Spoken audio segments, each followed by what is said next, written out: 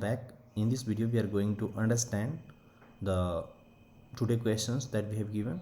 So as you can see, we have given this question 2843, count symmetric integers, and it is an easy question, so just you have to understand this problem statement and then you can work on. So you have given two positive integers, low and high, right? And an integer x consisting of 2 into n digits in a symmetry if the sum of the first n digits of x is equal to the sum of the last n digits of x. Numbers with the odd numbers with an odd number of digits are never symmetric, and so we have to return the number of symmetric integers in the range of low to high, right?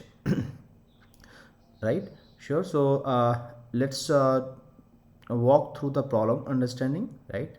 And we'll go with the solution step by steps, and then we will solve it using the step by step, right?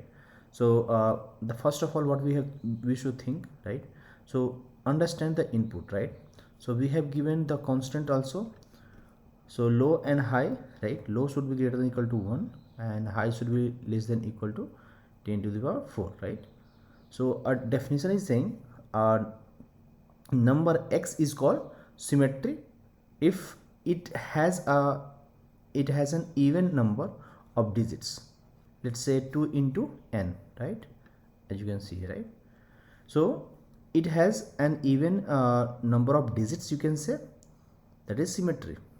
Okay, we can say 2 into n, right? Because it's a 2 into n, so we can say it has an even number of digits. Okay, and so what we can say, the sum of the first n digits is equal to the sum of the last n digits, right? So it is also saying if the sum of the first n digits, right? So don't say if, but just think the sum of first n digits of x is equal to the sum of the last n digits, right? This is called definition of x, right? What is saying, a number x is called symmetry if it has an even number of digits. We can say 2 into n, and the sum of the first n digits is equal to the sum of the last n digits. Okay, this is the definition of x. Okay, now we will talk about the output, right?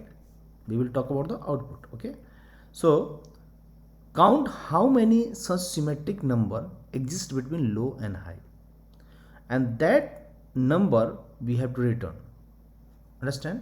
So it is saying how it is saying return the number of symmetric integers in the range of low and high, means we have to count how many such symmetric numbers exist between low and high, and that should be inclusive, right? We can, let's suppose if low and high we have 1 to 100, right?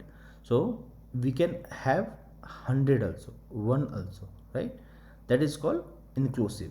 Okay, so in the first example, as you can see, we have given low is 1, high is given 100, and so the symmetric numbers would be what? Between 1 and 100, it could be these numbers, right? It could be 11, 22, 33, 44, 55, like this. These are the numbers, right?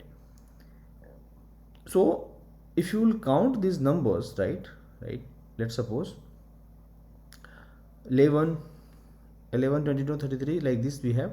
So total, if you will count this number, it will become how? There are 9 symmetric integers will become. Okay, and so we will return that answer.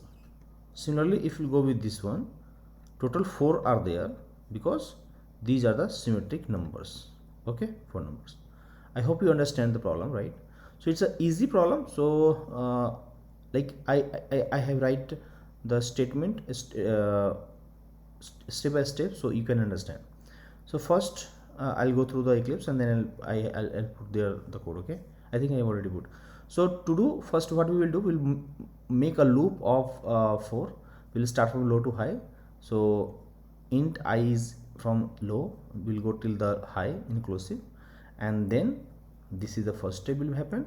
In a step 2 we will convert the numbers to a string to easily access digits, and for that what you have to do in Java, you can write integer dot to string, and then we'll pass I each time, because from low to high we will go, so all the elements will put at I. This is called nums string. In the step 3 we'll do skip numbers with the odd numbers of the digits. If this is odd number, we will discontinue, we will continue, we will not use that one, you can say, because x should be what, 2 into n, right? Means it should be even number, right? If it is not this case, we'll continue. Then we'll move to the step 4. We will split the number into 2 half, right? So we will do the 2 half of that number, we'll call n. We will have to find sum 1, sum 2. Then we will have first n digits and the last n digits, right?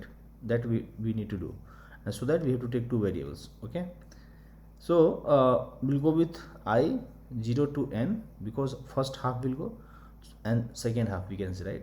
So first half will calculate sum 1, and we can say this is the first half, and sum 2, this is the second half.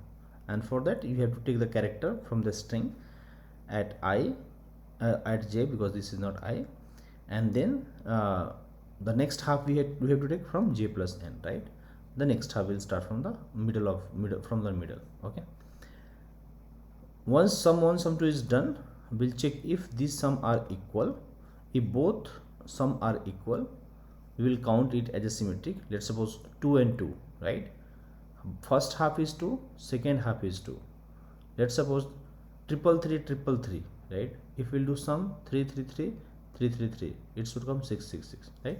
Like that. If it will come, we'll do count plus plus. Like that we will have the count, and this count we will return as a total. Okay, so I have already checked this unit test cases, right? Just not a unit case, you can say test cases, and if you implement, you will get this answer. And so I have already written here, let me post here, and I have run this, but I have not submitted.